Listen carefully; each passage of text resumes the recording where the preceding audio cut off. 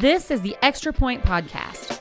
During this podcast, we will dive deeper into our Sunday teaching and share practical next steps for your faith journey. Now, let's kick off the Extra Point.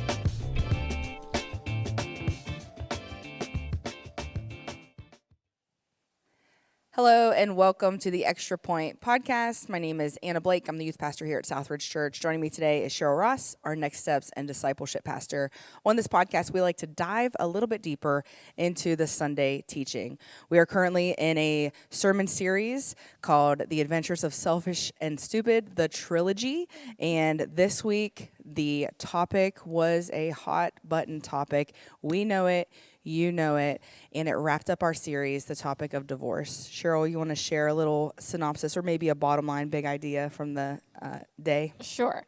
So, it was on divorce and remarriage and what the Bible has to say on that. And one thing Pastor Scott has really emphasized over the last few weeks that we want to hit again here is that we are committed to the truth of the Bible, even when it's not politically correct, culturally popular, and even when it costs us personally. Yes. That is our stance on this. And so some of these things were maybe hard to hear, but I want to say that, like, if that was you or is you, maybe you haven't heard the teaching, go back and listen to it.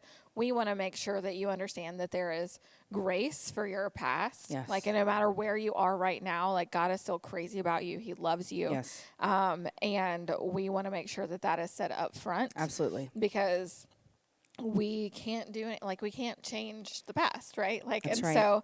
so we want to try to help marriages now and in the future to help keep from some of this pain and some of the stuff that happens along with divorce and remarriage. And I think, like, both of us come from families where divorce is pretty common. Yeah, it's as common as birthday cake on a birthday.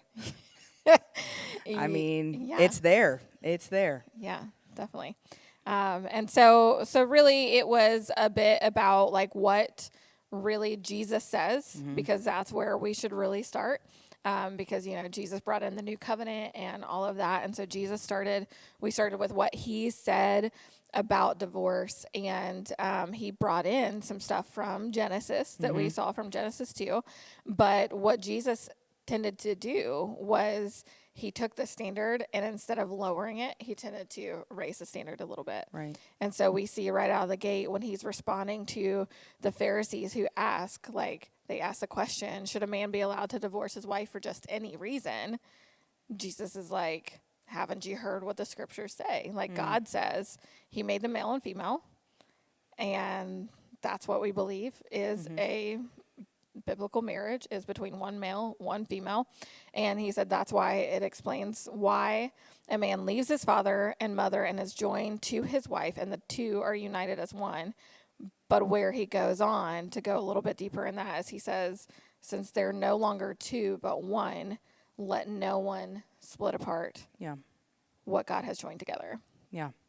Because we know that there's that pain and that stuff that happens within that. Yeah. And I appreciated when Scott shared that there is pain when the two become one and then the one separates. And it's not just pain for those involved. If you are a person who has been divorced, you know that was painful for you. But if you are someone who is a product of divorce or divorce has happened in your family, you weren't the one who signed the papers, but you were still experiencing the pain. I know that's part of your upbringing. You were a child who experienced divorce in the home from parents. Yes. Yeah. I actually just shared this with you all earlier, but my parents had gotten married.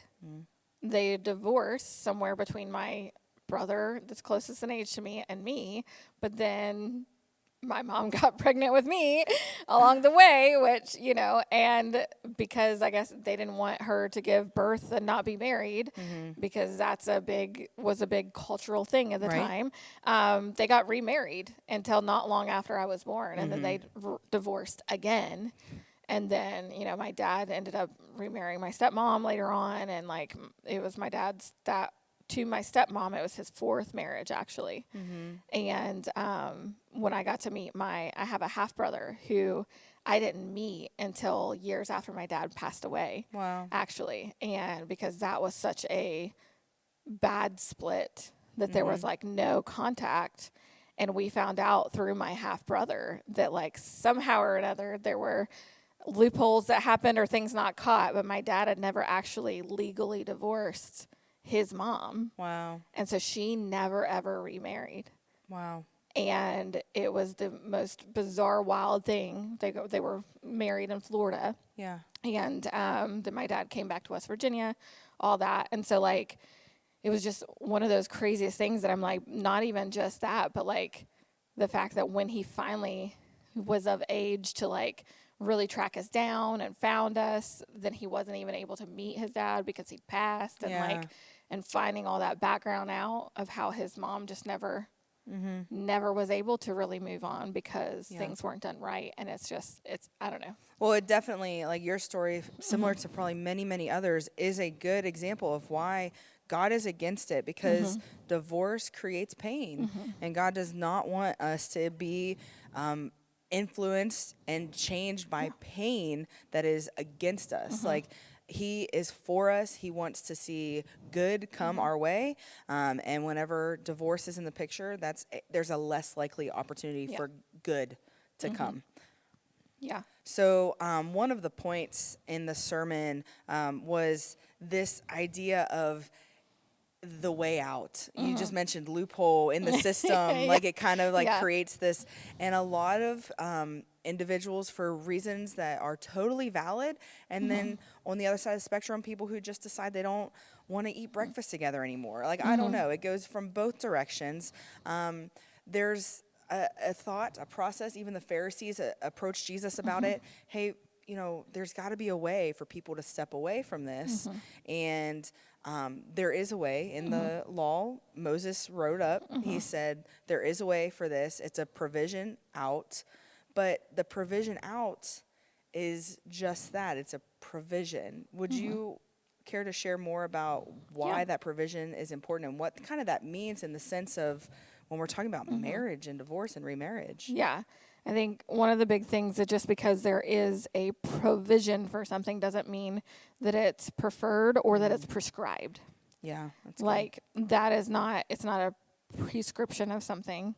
It is, hey, if you find yourself in this in one of these situations, there is a provision for you. Because God doesn't want you staying in a situation that's unsafe or harmful to you, right?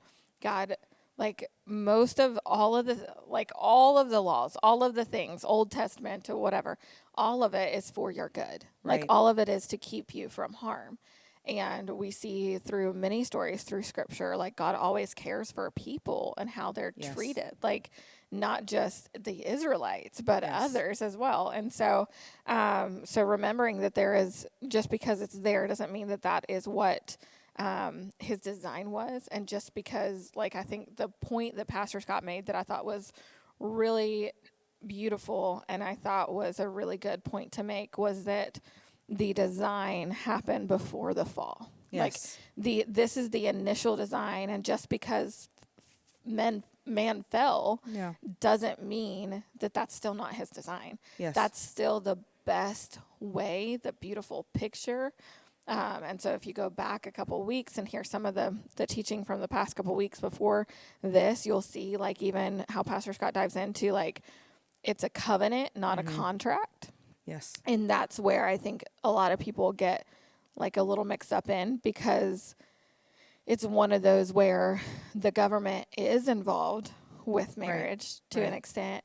So it seems like, in this day especially, it's like buying and selling a house. It's like, well, this is common, right? To have a prenup or to have like this like this is somewhat like there is a paper document that shows this from the government, but you're saying biblically, like it's a covenant. So it's, both and in a sense when you have to bring the government in on it. But like one of the things that we talked about a little bit in our group, and I won't go into a lot of detail, but we talked about how like even that part of it, like the government side of it, was a way to help provide like to create some provision for women, for people who like, especially from biblical times until early on in like probably Yeah, still not, now yeah, I was some, going to say like, not that far off from where we are today. Yeah. if a man and woman were to get divorced, that woman would often end up destitute potentially, like if she wasn't set up to have some kind of provision or some kind of way to have her needs met. Right. Because we come from this culture of, you know, a lot of, it's not so much now, like, but there still are those too where the females maybe don't work. They're stay-at-home moms. They're not, you know, they've put all of that stuff aside to support the husband. And so it's a provision to help them in case of this. Yeah. But it's still not the ideal. Yeah. Like, Well, and it's not what when you send in your marriage license and whenever you have a wedding or whenever you have any of these things, the paperwork is not to say, oh, so when you do this, because we know it's going to happen. It's not like, it's more of an if this happens, there's a backup plan. And I do think that our cultural shift has taken more of a, well, when this happens, approach, which is not what God wants for us, and it's not what we should want as believers for each other. I think that similar to the analogy that Scott used on the day, that when you go to the National Parks website and they tell you the best way to deal with a bear attack, it's not in the effort that the National Parks are going, I hope a bear shows up today because we prepared them. Like, that's not what that's for. Right. It's a provision. It's a way to deal with it if this happens, and only if these things happen. Yes. Not all these other reasons that we make so we can just be excused from doing really hard work, because that's what marriage is. Yeah. And it's as lovely as that union is, it's also a lot of labor, a lot of work. It's two completely different humans living as one unit. And that is unbelievably difficult. And so I can see where people would get discouraged in the thought of, you know, I don't know if we can make this happen, but that's the beauty of the church body. If we are called to be that bride, if we are called to be, that means that that Jesus is the groom, and that image of that unconditional love and that unconditional pouring out, like he paints the picture of what that looks like. And when we're truly being the church, I'm saying like me and every other person who says, yes, I follow Jesus, like we can actually show up and support individuals who are going through this, who are going through struggles, who are new to marriage, who are trying marriage again, who are choosing a life of singleness, like whatever it looks like in their relationships, we can come along and help them do it in a way that honors themselves, honors God, and honors their significant other if they're in the picture. Yes. And I love that we started off the year with the Kingdom series and then led into this one, because I think if we don't understand what the kingdom looks like and should look like, then it's hard to do some of these things that we should be doing as part of the kingdom to help those within the kingdom. Because as we just said, like, you know, I didn't have a good example of a like a healthy marriage relationship in my family. The closest was my cousins, Tom and Stacy. However, like, I wasn't super close to them by the time I got married, you know, and, but they were the closest, like the ideal in our family, but now they're non-believers. And so there's that dynamic too. But like, if we are doing our job as a church, like we should be able, like if you have a good, healthy marriage, you should be pouring into some other people, helping them along, like see what it looks like to have a healthy marriage. Because I'm telling you, like, you're not gonna, it's hard to find it out there. Like, it's not always in our families. And so really where quickly, do we I want to say, you're using the word healthy, and I think that's so important, because we're not saying happy marriage. Right. That's not the choice of words we're using here. And that's not that there aren't happy moments in a healthy marriage. There absolutely are. Probably they are immeasurable. But healthy is what matters. And I think that as there are many people who love and follow Jesus who are trying to figure out how to do marriage in their home with their spouse, and they think, well, I'm not always happy, so I'm not a good example. That's just a lie from the enemy. Like, happiness is not what the goal is.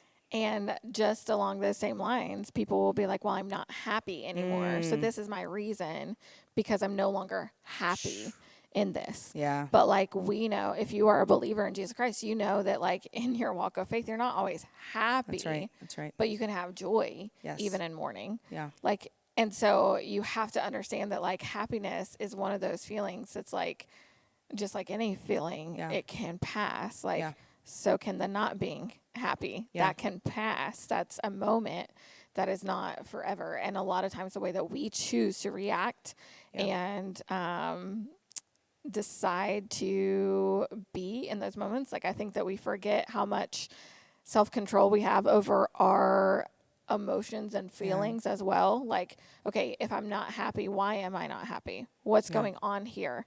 Is it because a need is not getting met? But have I expressed that need? Yeah. Have I communicated that? Have I, there's all these things that you have to think about. And so like, I am very much like, I mean, there have been some really heartbreaking moments in our marriage and, losing like a miscarriage or just family dynamics or whatever. And so like, you're not always happy, but health is really the thing that matters. Health has its ups and downs too. Like if you think of it in the sense of even physical health, like you have seasons where you're more healthy than others. That happens. It's the same thing in marriage. And one of the phrases that I've heard in time, and I think it's helpful in this, is happiness is based on happenings.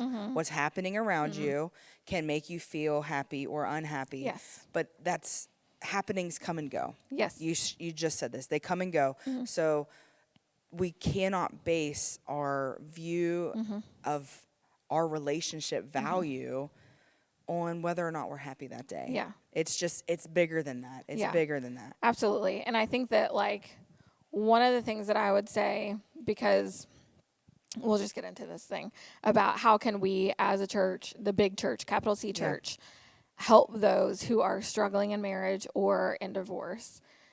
One of my things is we have to be more proactive rather than reactive. Yes. And I think that comes in our individual marriages and everything too, is that most of the time we don't realize we need help or that things aren't as good until they are really, really bad. Yeah, wow. Like most of the time, the not having sex very often doesn't hit you until it's been months. Yeah.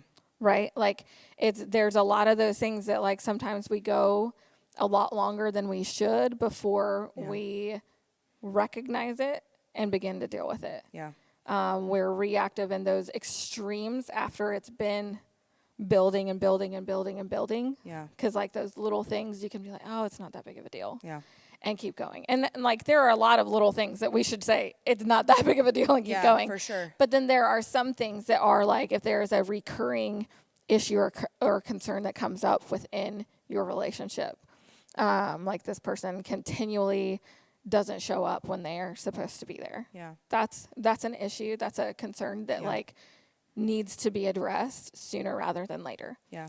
And being proactive, you can help me. I think that I'm understanding in the sense of like in this series, even like to be proactive is to know who you are, who God sees you to be, your true self, and then understand your role in relationships. Yes.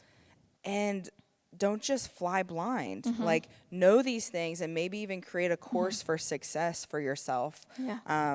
I'll use an example in my life. I know that I'm a curious person by nature. I know that my husband Paul is curious by nature.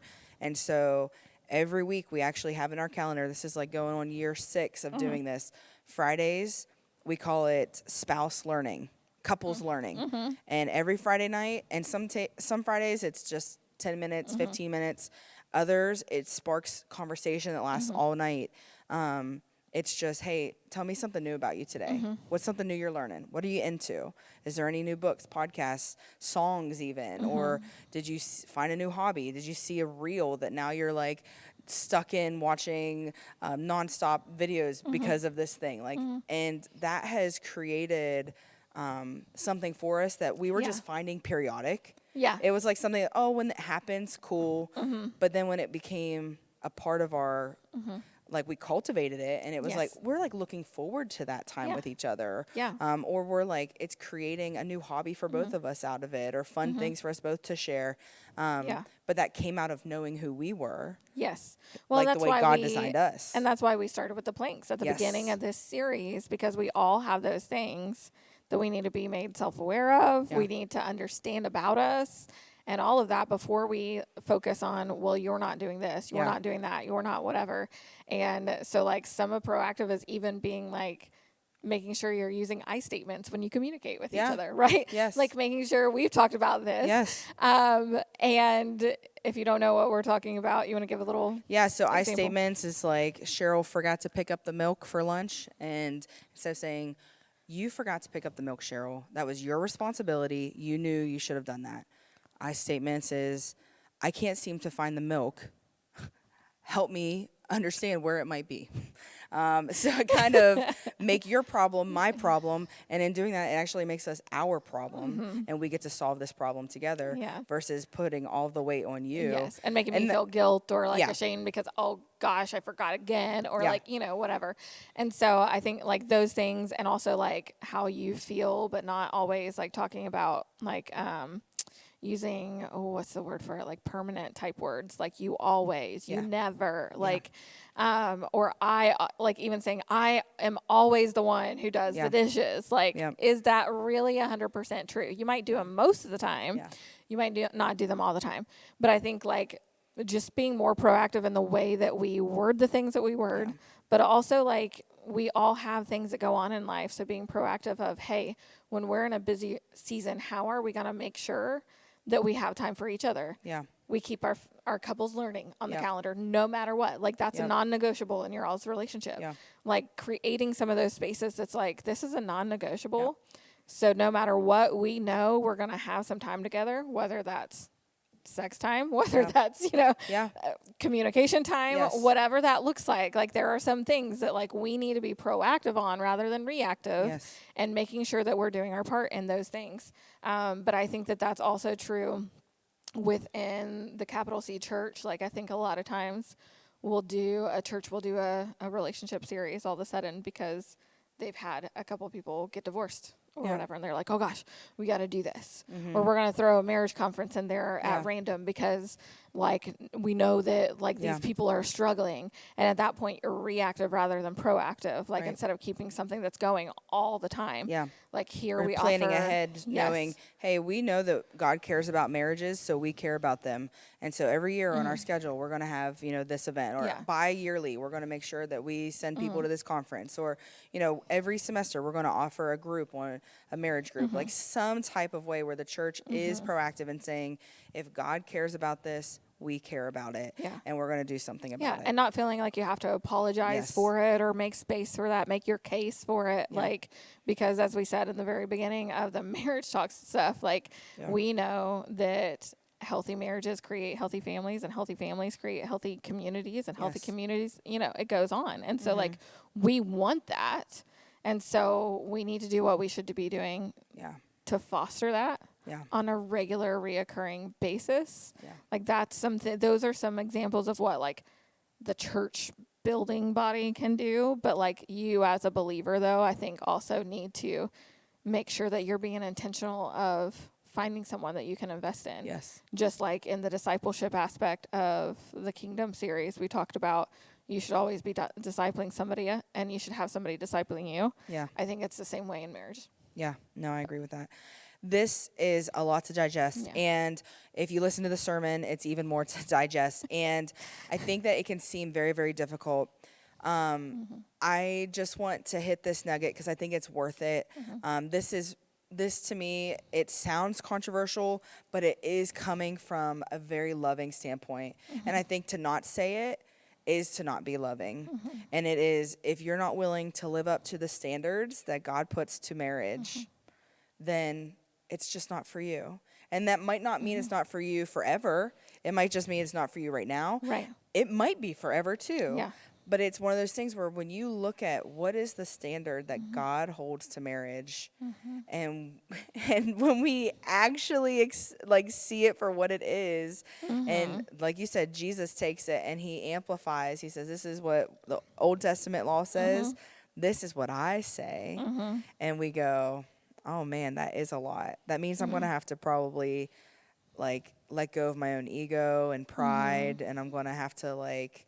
Maybe not get to do my hobbies as often, or I might not get to, do the things that I want to do all the time. I might have to delete a lot of friends off social media. All the things. It can feel like a lot. And if someone's listening and they are in a place of singleness right now, whether that's because you were married and then you divorced, or you've never been married, there is an opportunity for you to grow in your faith with God during this time like never before. Yeah. You are not pouring your life into someone else the way that you can or the way that you can connect with God when you're not pouring your life into somebody else is unmatched.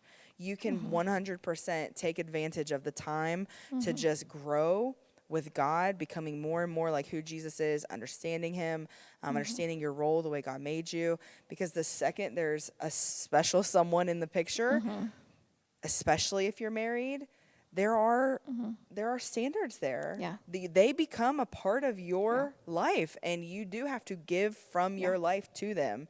When you're in singleness, that's not exactly the same picture, and you can really take advantage of that time with God. Yeah. And I think that that's a gift. Yes, even though it may not feel like it in the Yes. moment. I do. I think it's the same way. I think for where was I going with this? I had something in my head, but we'll move on. But yeah, I think that is important to remember that in those times, like taking care of yourself is key in that moment. That's your biggest role and responsibility for your faith in that moment. Yes. Obviously, yes, there are some other things you should do, serve, whatever. But like I'm saying, for you, the individual, it is focusing on you and your individual faith journey. Yeah. Learning to lead yourself well. Yes. Because if you do want a family and all of that, like if you're not good at leading yourself, you're not going to be great at those other things as well. So then I know that there's that dynamic, and we've talked about it a little bit. Pastor Scott shared about it when you are, say, two people are non-believers, get married, and then one gives their life to Christ, and that dynamic that happens. I was sharing with someone the other day, and I said, if we can take the spiritual component out of it, I think that is just as hard as you're in a relationship with someone, married with someone, and someone decides they're going to get extremely active and fit. Yeah. And the other person isn't. Yeah. Like, I think that's hard too. Yeah. Like, you know what I mean? I think that, like, there's the spiritual side of it, but, like, if we can step back for a second and say, like, okay, just because I decide I want to go to the gym and eat healthy and, like, whatever, is that a reason for me to divorce my husband because he's not on the same page with me in that moment? Yeah. I think the same thing for, like, I like that example. career-driven people. Like, all of a sudden, like, I get real motivated. I start learning again. I start taking some certifications or, like, whatever, and get really, like, career-focused and motivated to do better, like, make more of myself. But my spouse is fine, like, just with, like, content with status quo, whatever, doesn't really strive for much more. Is that a reason to divorce? Like, I think if we can, like, take the spiritual component and put some of those other sides of things in it, we will see that there are some other moments that it is also equally hard. Anytime when you're not on the same page with your spouse, you're not headed in the same direction, it's difficult. Yes. It doesn't mean that it's a reason to go ahead and get divorced. Right. As long as there's still health there. Yes. As long as the vital signs are still reading. Yes. There is a heartbeat to this. Absolutely. Like, Yes. And I think that the examples given in the Sunday sermon of, like, when safety is on the line, when there's neglect on the line, like, absolutely, those are attention getters. But yeah, if just priorities are different, I don't know that's That's I don't see that there. Right. I know it's a tricky one, but that's what like I was saying. I was like, yes, it's hard. Yeah. But it doesn't mean that they'll be like that forever. Yeah. Like eventually they may see and they're like, you know what? I see my wife getting fit. Like now I'm not okay. Like being the one not with the dad bod or whatever. Maybe I want to get fit too. And I think that we do see opportunities for that. Again, I don't think that this is the number one evangelism strategy, but we do see families who, one, gives their life to Jesus, starts to follow him, live like him, serve, give, do the things, and the other eventually says, what is all of this about? Oh, I know my segue of why I was going with this was because I think sometimes as single people who are sold out to God, we see that person, we meet that person, and we think we can fix them. Oh, like, no, you know what I mean? Don't go down this path. We don't have enough time we think on that's this our podcast. evangelism strategy, though. We don't have like enough time on this it's podcast like, for this. you know what? I'm going to date them and I'm going to bring them to Jesus. As the youth pastor, I don't have time for this. I've got speeches ready. So we got to move along. So that was my segue into somewhat into that, is that like when you're single, like also remember like it's you. It's not you. You ain't bringing that person along with you in that. Just don't try to fix them. Let God fix them first. Yes, please say the prayer to Jesus before you try to do it yourself.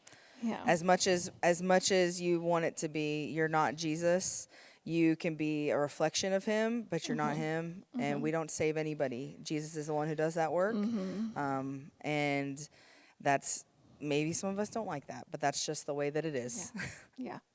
Yeah, because I mean, if you are having to put all that effort into them now, when you get married, it's not going to be any better. Yes. Like I'll just say it.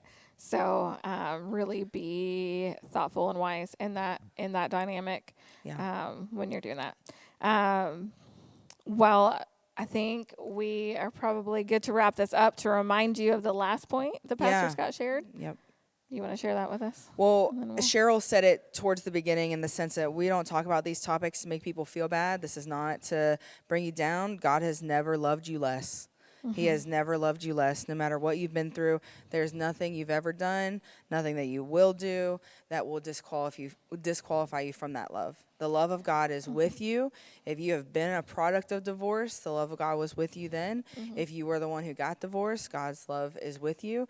If you are on the mend, trying to find out what's next for you, if you're single, God loves you. He sees you. His love has never been less. It is always with you and is always for you. Yeah. And as you navigate relationships, please try to see yourself the way God sees you. Yeah.